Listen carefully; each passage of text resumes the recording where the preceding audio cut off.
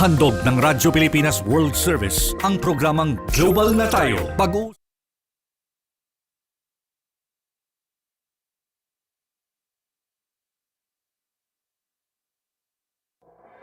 Front and Center. Front and Center. A focus on important and significant developments affecting the lives of Filipinos, not only in the Philippines, but also those living and working around the world. Join us in Front and Center. Front and Center. Here on Radyo Pilipinas World Service. Good day, welcome to Front and Center, where we focus on the developments in the country, issues that concern the welfare and well-being of every Filipino. All of these and more will be Front and Center. You can watch this program live on our Facebook page, that's Radyo Pilipinas World Service, and you can hear us live on our audio streaming at Evox PBS Receiver app. So join us for another edition of Front and Center with your host, Jerome Toledo. Front and Center. Front and Center. Here on Radyo Pilipinas World Service. An hour ago, President Ferdinand R. Marcos Jr. led the change of command ceremony of Philippine National Police at Camp Crame in Quezon City. So the President witnessed the turnover ceremony where outgoing Police General Romel Francisco Marbil has passed the leadership to Police Major General Nicolas Torre III. And Police General Marbil is set to retire on June 7th. So earlier ago, we witnessed the change of ceremony where two police officials have exchanged their leadership roles. And also, Nicolas Torre III, a member of the Philippine National Police Academy, PNPA, Tagapagpatupad Class of 1993, also served as the director of the Quezon City Police District and the Davao Regional Police Office, and recently he led the Criminal Investigation and Detection Group, or CIDG. The now Police General Nicolas Torre III is known for successful arrest of Kingdom of Jesus Christ, or OJC leader Pastor Apollo Kibuloy, and the arrest of former President Rodrigo Duterte and his turnover to the International Criminal Court, or ICC, that's in The Hague in the Netherlands. Torre III is the 31st PNP chief and the fourth one under the Marcos Jr. administration. Meanwhile, Secretary of the Interior and Local Government John Vic Rimulya and House Speaker Martin Romualdez welcome and has expressed full confidence in newly appointed PNP official, particularly the PNP chief, that's Torre III, and they believe that Torre III has the courage, integrity, and operational command to lead the force at this crucial time. So we're going to watch what will be the style of leadership under Police General Nicolas Torre III under his watch. So we will have to watch out for that, and so that the PNP can address the criminality and drug issues here in the country. Front and Center. Front and Center. Here on Radyo Pilipinas World Service. And also today, President Marcos Jr. will lead the turnover ceremony of equipments that's under the National Irrigation Administration. That's going to be in Taguig City. So we're going to watch out for that event. And President Marcos will deliver his speech there at Taguig City later this morning. And in the meantime, on Sunday, during the launch of Pamilya Pass at the MRT station in Quezon City, we're going to talk about that a little later, President Ferdinand R. Marcos Jr. has suspended the EDSA rebuild for a month to further study and to concretize plans on how to better implement the EDSA rebuild by speeding up its construction to 6 months. Using modern technology to minimize the inconvenience the EDSA rebuild will bring to the Filipino people. And if we can recall, the EDSA rebuild is initially to be uh, to be conducted within 2 years. So under this one, it's gonna be a 6 month construction. So that's a shortened. That's a shortened one. So it will take now up to 6 months. So but yet the government will have to find out ways to implement this 6 month construction of the EDSA rebuild versus the 2 year rule that was initially planned. Meanwhile, President Ferdinand Marcos Jr. Felt the pulse and listened in the Filipino people and ordered a whole of government approach in implementing effective and modern ways to speed up the EDSA rebuild. So pedestrians currently endure daily traffic jams on EDSA and other parts of Metro Manila, even before the rehabilitation work starts, which will close certain lanes at that main highway. And the president noted that the new technologies not previously considered during the planning may significantly reduce the time required to complete the EDSA rehabilitation project. So earlier we mentioned that the president wanted a 6 month construction. That's versus the 2 year construction that was initially planned by the transportation department as well as the Metropolitan Manila Development Authority or MMDA. And the government is conducting a cost-benefit analysis of rehabilitating EDSA for the long term, considering the short-term impact on traffic congestion. So let's listen to what the chief executive said. Watch. Doon sa pinaplanong EDSA rehabilitation, ang daming bumalik na nag-aalala paano yung trabaho namin. Kung ang pag-commute namin ay napakatagal na, madadagdagan pa ng 1 oras, 2 oras, wala na talaga, hindi na kami uuwi. Kaya tinitignan po natin, ito yung nangyari. Bukod pa doon, meron tayong mga nakita ng mga bagong teknolohiya na hindi natin ginamit doon sa pagplano sa EDSA rehabilitation. Kaya in-instructionan ko si Secretary Vince Dizon at saka si Secretary Manny Bunuan ng DPWH ay sinabi ko, pause muna doon sa rehabilitation. Huwag muna natin gagawin. Dahil pag tinitignan natin yung cost-benefit analysis, maganda sana kung maayos natin. Ngunit, ang laking sakripisyo ng 2 taon na masyadong bigat, masyadong mahigpit ang traffic. Kaya pause na muna yan at sabi ko sa kanila, bigyan natin ang sarili natin ng 1 buwan. Pag-aralan natin itong mga bagong teknolohiya na nakikita natin, pag-aralan natin, gumawa tayo ng magandang plano, baka naman, imbis na 2 taon, magawa natin sa 6 na buwan, magawa natin sa 1 taon, whatever it is. Tignan natin kung anong available sa atin. Pero sa ngayon, maliwanag na napakarami ang mahihirapan pagka tinuloy natin yung EDSA rehabilitation. We will find, in other words, ang sinasabi ko, we will find a better way na hindi masyadong mahirap para sa ating mga commuter.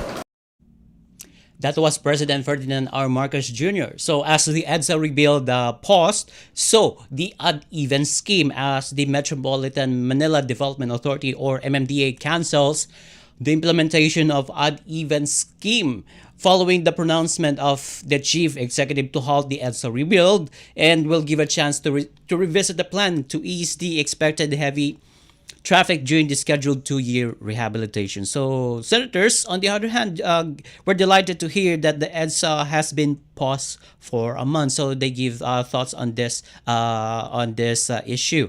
Senator J.V. Ejercito was glad on the suspension of EDSA rebuild as he acknowledged the economic impact of traffic jams, which is costing the country at more than 3.5 billion pesos a day. That can go up to 5.4 billion pesos by 2035, as he cites data from the Japan International Cooperation Agency or JICA. And he supports the rebuild, but he proposed that the North-South commuter line and the Metro Manila subway system must be accomplished first and must be fully operational before proceeding to the total EDSA rehabilitation to avoid disruption on commuting of the riding public. Meanwhile, Senator Grace Poe, the current chairperson of the Committee on Finance at the Senate, supports the suspension of the said project, stating that more consultations with concerned stakeholders and affected groups should also be conducted to gather more ideas on easing traffic while rehabilitation is ongoing. So, the EDSA rebuild now it's suspended effective Sunday. It will resume on next month. That's gonna be in July. So we're gonna have to watch out for that, and we should watch if the government will pursue this EDSA rebuild or they will pause it for another month. Front and center. Front and center. Here on Radyo Pilipinas World Service. And before we head into our break, so President Ferdinand R. Marcos Jr. On Sunday led the launching of the Pamilya Pass 1+3 promo along the country's major rail lines, namely LRT1, LRT2, and MRT3. As part of the President's initiative to ease the financial burden of transport on families and promote quality time. So again, here's President Ferdinand R. Marcos Jr.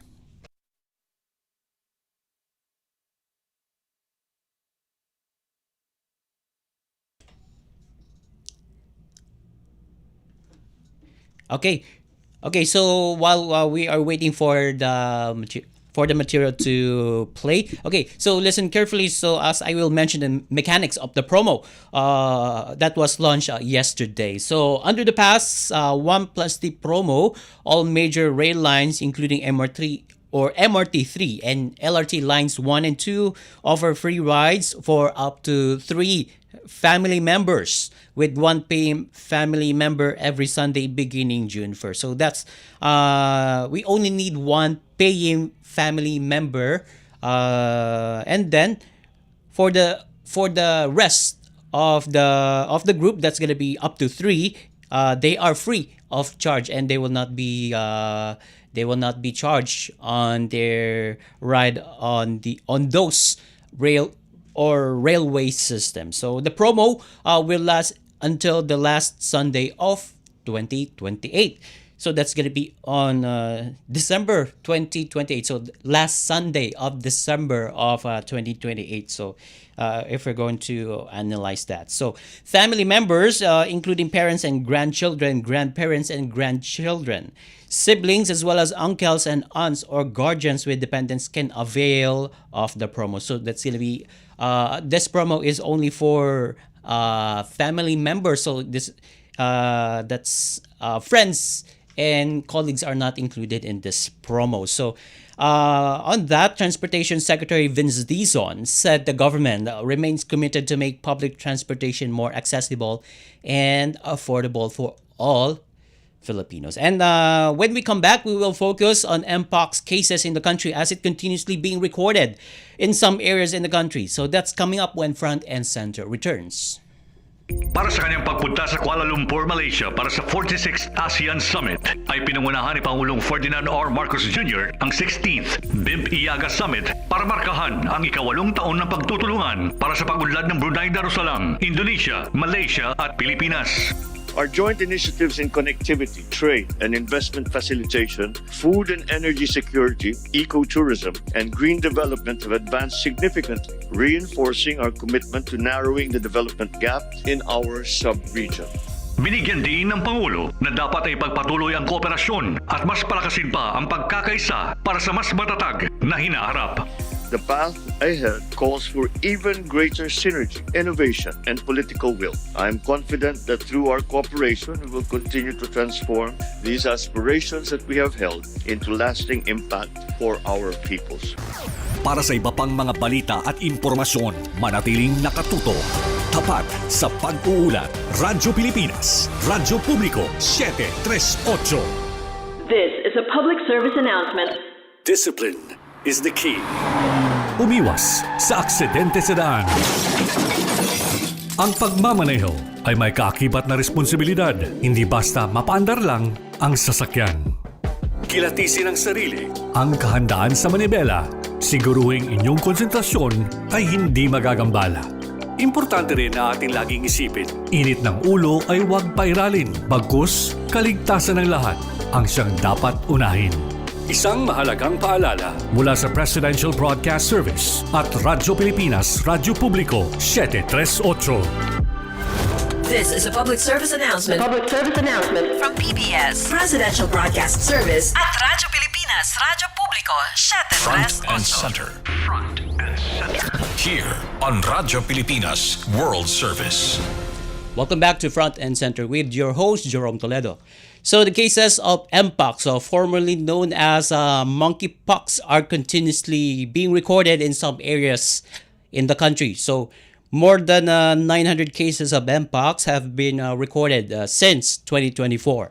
So recently, or last few days ago, number of Mpox cases were recorded in the Davao region, as well as in the Western Visayas region and Western Mindanao region. So to give us an update on these developments, we now have on the line the spokesperson of the Department of Health, Assistant Secretary Dr. Albert Domingo. Good morning, ASEC, and thank you for joining us in the program. Good morning, Jerome, and good morning to all of our listeners and those watching. We really appreciate the invitation and being here on your program. All right, thank you. Okay, so let me start here. So by asking this question, ASEC, Domingo, what Mpox variant is spreading in some regions in the country? I'm glad you asked that, Jerome, because there has been a misconception that we are already in a surge or in a problem of an outbreak in the Philippines. Since 2022, all of our Mpox cases recorded in the Philippines are of the clade 2 variant. There are two particular clade groups that the World Health Organization is watching out for when it comes to Mpox, and those are clade 1 and clade 2. Clade 2 is the milder mortality rate from All right. ASEC. 3, if ever. But clade 1 is the more deadly one at 10%. We don't have that. Okay, so in the country, so that's the clade 2 that we have now, and that's a milder version of the Mpox. That's correct, Jerome. That's correct. Clade 2 is the milder one, and that's the one that we have in the Philippines since 2022. 2022. Okay, so on that, how many cases of Mpox do we have in the Philippines this year? So am I correct? That's more than 900 since 2024, ASEC? Jerome, we have been avoiding deliberately giving any totals or tallies when it comes to the number of cases. And let me explain why. There is a tendency for the public to be anxious, to look at it as a scoreboard, as if we are keeping track of cases that never get well. But in fact, we don't have cases of Mpox that go beyond the maximum of around 2 to 3 weeks for them to get well. So what we do in epidemiology, and everyone here can Google what you call the epidemic curve. The epidemic curve gives us a visual on the progression of any particular outbreak of concern, if ever there is an outbreak. And long story short, if you look at the epidemic curve for Mpox in the Philippines, the number of cases has been going down from 2024 all the way to 2025. There's also a peculiarity, Jerome, because it seems that the media reports not only the confirmed cases, but also the suspect cases. So that is why if you see the epidemic curve that we have handed out, we tally all suspect, probable, and confirmed cases. And the graph tells the whole story. It's going down. Oh, okay. So I can see here the red, I think the darkened one, which is the confirmed, with the lightened ones with the suspect and probable. So it's going down actually. So I can see here on the graph as I think our technician is flashing it right now. Yeah. So it's going down this year. Yes. Yes, that's correct. Now, it doesn't mean that we will rest already, that we will say that everything is okay. The DOH is always on watch. We are always on guard, particularly if number of cases go up, and more importantly, if the clade 1B, which is the variant that everyone is watching out for, will reach our shores. So far, it has not. And as we see from the epidemic curve, the number of cases are much lower in 2025. In fact, if you look at April 2025 compared to May 2025, May is lower. Yes. It only happens to be that local government units are reporting cases, and they have been reporting quite rapidly recently, and that's a good sign because that means our testing and surveillance systems are working. Okay, so with that, there's no cause for concern or panic among Filipinos. That is correct, Jerome. There is no cause for concern or panic. And lately, we have been seeing that there is a hoarding going on of face masks. You know what? That is unscientific because the mode of transmission of Mpox is close, intimate, physical, skin-to-skin contact. It is not airborne. There are no asymptomatic cases of Mpox. You will get the lesions. You will vesicles on your skin if you do have Mpox. And if you don't have those on your skin, you cannot transmit. So face masks are not the solution. To all of our listeners, to all of our watchers, don't go out and hoard. And if you're thinking of hoarding and selling face masks, you know what? The prices should not go up because that is not the scientific solution for Mpox. Yeah, but also I read a report, ASEC Albert, so I would like to include this in our discussion. The Davao region, I think, implemented face masks or requires people there to wear face masks. So is that the position of the DOH, or is it just the discretion of local health unit there? It's really not about the position of the DOH. It's about the science. You know, there are some things in life that you just have to accept as truth, and that includes science. The mode of transmission of Mpox is close physical contact, not the air. So what will be the face masks for? Okay. All right. Okay, so I think, and also there's a social media post from the DOH that states that there's no lockdown to impose, and they are tagging circulating reports that there is a lockdown. So is this still the case as of now, Isaac Albert? There never was a lockdown. There are even entertaining posts. Remember, there was a time during GCQ, there's now a going around joke. What is that? Fortified ECQ? GCQ with ginkgo biloba and everything? No, we do not have lockdowns. That will never happen. Again, let's go back to the science. Do you want to keep people in the house so that they will have skin-to-skin contact? That will actually promote Mpox spread.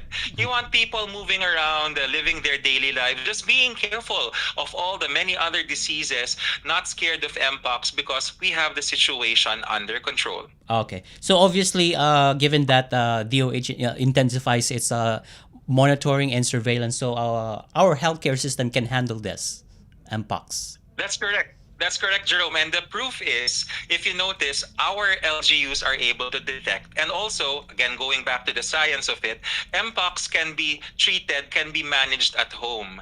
This cannot spread if you are in your own room and if you really just set aside yourself from family members. You don't need to be in a hospital to be treated for Mpox. There will be instances that we keep Mpox patients in the hospital, but not because of the Mpox per se, Jerome, but because they have other conditions. Like, for example, there are some deaths not because of Mpox, but because of advanced HIV. They just happen to have Mpox together with their other conditions. Okay. All right. So I'm down to last two questions, Asek Domingo. So for public's awareness, so although you mentioned this while we are discussing this Mpox, so what are the symptoms of this?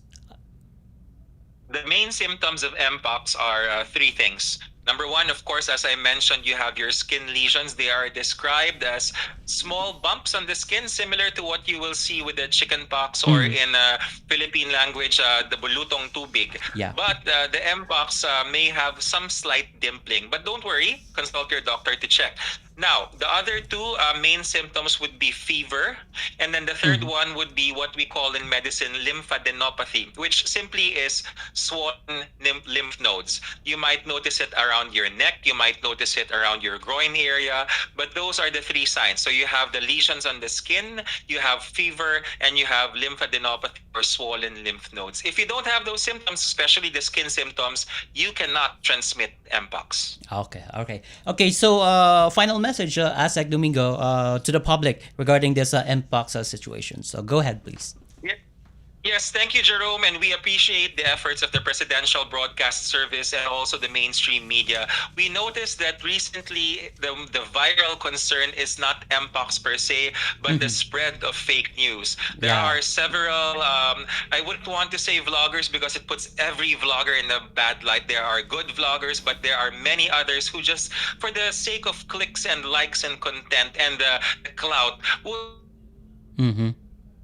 would say falsely that face masks are required, would claim that the lockdown is coming. Well, let us be discerning. Let us look at mainstream media sources like the Presidential Broadcast Service and also check the websites. Always make sure you're looking at the Facebook page, the verified one of the Department of Health. Yes. We are also on X, formerly Twitter, and you will get the updates as soon as we release them. Okay, and we are one with you in your call to always fact check and always go to official social media pages of Department of Health and some other agencies related to this to check what's going on in our country, particularly in the sector of health. And with that, Asek Albert Domingo, the spokesperson of Department of Health, thank you so much for joining us in the program.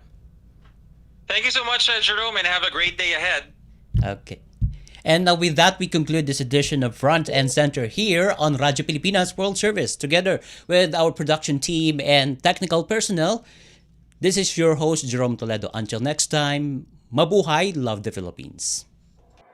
Front and Center. Front and Center. A focus on important and significant developments affecting the lives of Filipinos, not only in the Philippines, but also those living and working around the world. Join us in Front and Center. Front and Center. Here on Radyo Pilipinas World Service.